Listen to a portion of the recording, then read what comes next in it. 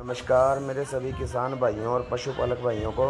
आज आपके लिए लेके आए हैं एक तीसरे ब्यात की ज्ञाबन भैंस, जिसके अभी 4 से 5 दिन पड़े हैं ब्याने के में।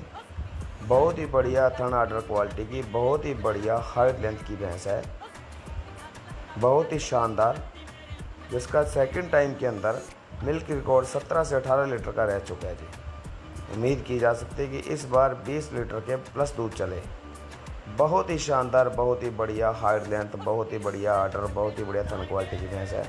अगर आप भी ऐसी भैंस लेना चाहते हो तो संपर्क करें अरोड़ा डेयरी फार्म, फतेहाबाद, हरियाणा।